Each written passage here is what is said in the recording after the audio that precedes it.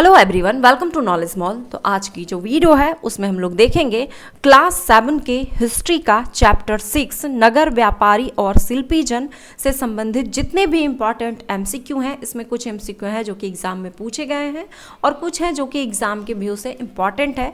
तो वीडियो में एंड तक बने रहें और सारे एमसीक्यू को बहुत ही अच्छे से ध्यानपूर्वक लगाएं। हो सके तो जो क्वेश्चन आपको नहीं आता है, जो आप नहीं जान रहे हैं, उसे आप नोट करके जरूर रख लें ताकि आप उसका रिवीजन कर सकें। और नेक्स्ट चैप्टर आपको पढ़ के रखना है, चैप्टर 7 जनजातियों, खानाबदोश और एक जगह बसे हुए समुदाय। इस चैप्टर को अच्छे से पढ़ लें ताकि जब आप इसका एमसीक्यू लगाएं तो आपको बहुत ही अच्छे से समझ में आए। तो चलिए देखते हैं आज का क्वेश्चन है पहला कि निम्नलिखित में से कौन से चोल राजाओं की राजधानी थी। आंसर है इसका ऑप्शन ए तंजौर। हालांकि विभिन्न शासकों ने अपनी राजधानी विभिन्न स्थानों पर बनाई।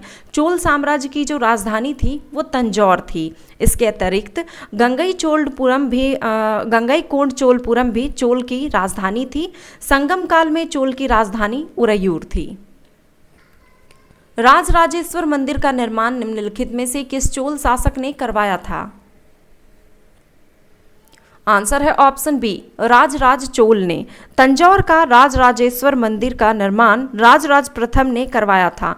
इसे बृहदेश्वर मंदिर के नाम से भी जाना जाता है। निम्नलिखित में से किस राजवंश द्वारा कांस्य मूर्तियां को लुप्तमोम तकनीक से बनाई जाती थी।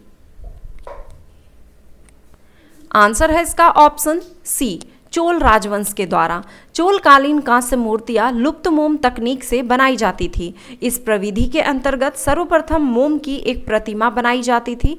इसे चिकनी मिट्टी से पूरी तरह लीप कर सूखने के लिए छोड़ दिया जाता था। जब वह पूरी तरह सूख जाती थी तो उसे गर्म किया जाता था और उसके मिट्टी के आवरण में एक छोटा सा छेद कर छेद के रास्ते सारा पिघला हुआ मोम, यहाँ पे पिघला हुआ मोम बाहर निकाल लिया जाता था। फिर मिट्टी के खाली सांचे में छेद के रास्ते से धातु भरकर मूर्तियां बनाई जाती थी। प्रसिद्ध विट्ठल मंदिर कहाँ अवस्थित है। आंसर है ऑप्शन बी हम्पी में। विजयनगर साम्राज्य के तुलु वंश के राजा कृष्णदेवराय ने विट्ठल मंदिर का निर्माण विजयनगर साम्राज्य की राजधानी हम्पी में करवाया था। इस मंदिर में स्थित 56 तक्षित स्तंभों से संगीतमय स्वर निकलते हैं।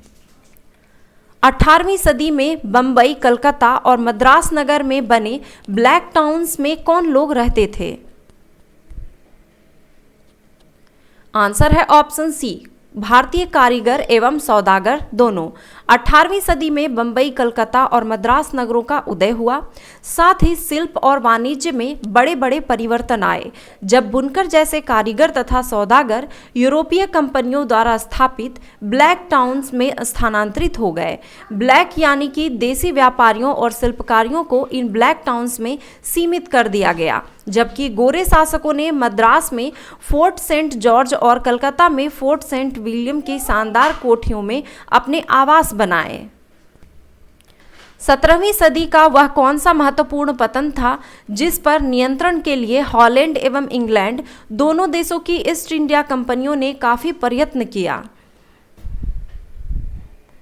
आंसर है ऑप्शन ए मसूलीपट्टनम या मछलीपट्टनम नगर कृष्णा नदी के डेल्टा पर स्थित है। 17वीं सदी में यह भिन्न भिन्न प्रकार की गतिविधियों का केंद्र था।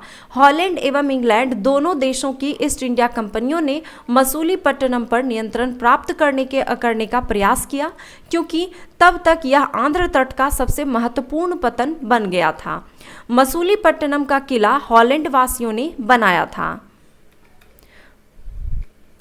1565 ईस्वी में राक्षस तगड़ी के युद्ध में विजयनगर साम्राज्य के विरुद्ध दक्कन के किन किन सुल्तानों का गुट था। आंसर है इसका ऑप्शन सी गोलकुंडा, बीजापुर, अहमदनगर, बरार और बीदर। दक्षिण भारत के सभी मुस्लिम राज्यों ने विजयनगर के खिलाफ एक संघ बनाकर 1565 में तालिकोटा के युद्ध या इसे राक्षस तगड़ी का भी युद्ध कहा जाता है में विजयनगर के शासक राम राय को पकड़कर उसकी हत्या कर दी तथा विजयनगर को लूटकर ध्वस्त कर दिया। इस संघ में गोलकुंडा, बीजापुर, अहमदनगर, बरार और बीदर के शासक थे। विजयनगर साम्राज्य के अंतर्गत हम्पी के बाजारों में मुरो शब्द किनके लिए प्रयुक्त होता था? आंसर है ऑप्शन सी, मुस्लिम सौदागरों के लिए। 15वीं-16वीं शताब्दियों के अपने समृद्ध काल में हम्पी कई वाणिज्यिक और सांस्कृतिक गतिविधियों से गुंजायमान रहता था। इन दिनों हम्पी के बाजारों में मुरो यानी कि मुस्लिम सौदागरों के लिए समूह रूप से प्रयुक्त नाम चेट्टियों, पुर्तगालियों जैसे यूरोपीय व्यापारियों के एजेंटों का जमघट लगा रहता था। मनीग्रामम और नाना देसी शब्द किन्हें सूचित करते हैं? आंसर है ऑप्शन ए, दक्षिण भारत के व्यापारी संघों को। व्यापारियों को अनेक राज्यों तथा जंगलों से होकर गुजरना पड़ता था, इसलिए वे आमतौर पर काफिले बनाकर एक साथ यात्रा करते थे और अपने हितों की रक्षा के लिए व्यापार संघ गिल्ड बनाते थे। दक्षिण भारत में 8वीं सदी और उसके परवर्ती काल में अनेक ऐसे संघ थे। इनमें सबसे प्रसिद्ध मनीग्रामम और नानादेशी थे। ये व्यापार संघ प्रायद्वीप के भीतर और दक्षिण पूर्व एशिया तथा चीन के साथ भी दूर दूर तक व्यापार करते थे। मध्यकाल में पांचाल अर्थात विश्वकर्मा समुदाय में कौन सा समूह शामिल नहीं था? आंसर है ऑप्शन डी, बुनकर। पांचाल अर्थात विश्वकर्मा समुदाय जिनमें कि सुनार, कसेरे, लोहार, राजमिस्त्री और बढ़ई शामिल थे। ये मंदिरों के निर्माण के लिए आवश्यक थे। इसके अलावा ये राजमहलों, बड़े बड़े भवनों, तालाबों और जलाशयों के निर्माण में भी अपनी महत्वपूर्ण भूमिका अदा करते थे। 14वीं-15वीं शताब्दी में मुर्शिदाबाद किस वस्तु की प्रमुख उत्पादन केंद्र के रूप में उभरा? आंसर है ऑप्शन बी, रेशमी वस्त्रों के उत्पादन के लिए। पश्चिम बंगाल में गंगा नदी के तट पर स्थित मुर्शिदाबाद रेशमी वस्त्रों के उत्पादन का प्रमुख केंद्र था। वह 1704 में बंगाल की राजधानी बन गया, लेकिन इसी शताब्दी के दौरान उसका सितारा डूब गया क्योंकि वहां के बुनकर इंग्लैंड की मिलों से बनकर आए सस्ते कपड़े के साथ प्रतियोगिता में टिक नहीं सके। किस स्थान को मक्का का प्रस्थान द्वार कहा जाता था? आंसर है ऑप्शन सी, सूरत को। सूरत को मक्का का प्रस्थान द्वार कहा जाता था क्योंकि बहुत से हज यात्री जहाज से यहीं से रवाना होते थे। 1565 ईस्वी में हॉलैंड वासियों ने आंध्र प्रदेश में कहाँ अपनी बस्ती बनाई थी? और सॉरी, यहाँ पे आपको 12 के बाद डायरेक्ट 14 नंबर क्वेश्चन नंबर दिख रहा होगा क्योंकि 30 नंबर जो क्वेश्चन था वो रिपीटेड था, इसीलिए मैंने उसे स्किप कर दिया। आंसर है इसका ऑप्शन ए, मसूलीपट्टनम में। हॉलैंड और इंग्लैंड दोनों देशों की ईस्ट इंडिया कंपनी ने मसूलीपट्टनम पर नियंत्रण प्राप्त करने का प्रयत्न किया क्योंकि तब तक यह आंध्र तट का सबसे महत्वपूर्ण पत्तन बन गया था। मसूलीपट्टनम का किला हॉलैंड वासियों ने बनवाया था। निम्नलिखित में से कौन सा नगर कर्नाटक और तुंगभद्रा नदी की घाटी में स्थित है? आंसर है ऑप्शन बी, हम्पी। हम्पी नगर कृष्णा और तुंगभद्रा नदियों की घाटी में स्थित है। यह नगर 1336 ईस्वी में स्थापित विजयनगर साम्राज्य का केंद्र स्थल था। किस स्थान को मक्का का प्रस्थान द्वार कहा जाता है? सॉरी, ये क्वेश्चन भी आपका रिपीटेड हो गया। इसका आंसर हो जाएगा ऑप्शन सी, सूरत। सूरत को मक्का का प्रस्थान द्वार कहा जाता था क्योंकि बहुत से हज यात्री जहाज से यहीं से रवाना होते थे।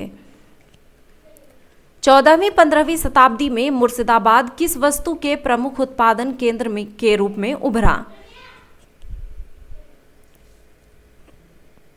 आंसर है इसका ऑप्शन डी, रेशमी वस्त्रों के उत्पादन के लिए।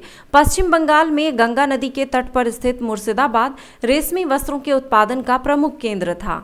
वह 1704 ईस्वी में बंगाल की राजधानी बन गया, लेकिन इसी शताब्दी के दौरान उसका सितारा डूब गया क्योंकि वहां के बुनकर इंग्लैंड की मिलों से बनकर आए सस्ते कपड़े के प्रतियोगिता में टिक नहीं सके। पुर्तगाली यात्री वास्को डिगामा पहली बार कब कालीकट पहुंचा था? आंसर है ऑप्शन ए, 1498 में। पुर्तगाली नाविक वास्को डिगामा अटलांटिक महासागर के साथ साथ यात्रा करते हुए केप ऑफ गुड होप होते हुए हिंद महासागर को पार करके भारत पहुंचा। उसे अपनी पहली यात्रा को पूरा करने में 1 वर्ष से भी अधिक समय लगा और वह 1498 में कालीकट पहुंचा। तो ये थे आज के हिस्ट्री का क्लास 7 का चैप्टर 6 नगर व्यापारी और शिल्पीजन से संबंधित क्वेश्चन। और नेक्स्ट जो वीडियो आएगा वो चैप्टर 7 जनजातियों, खानाबदोश और एक जगह बसे हुए समुदाय से जितने भी इंपॉर्टेंट क्वेश्चन बन पाएंगे वो सारे क्वेश्चन को नेक्स्ट वीडियो में दिया जाएगा। तो वीडियो आपको पसंद आया हो तो वीडियो को लाइक ज़रूर करें, कमेंट करें और अपने दोस्तों के साथ शेयर ज़रूर करें। धन्यवाद।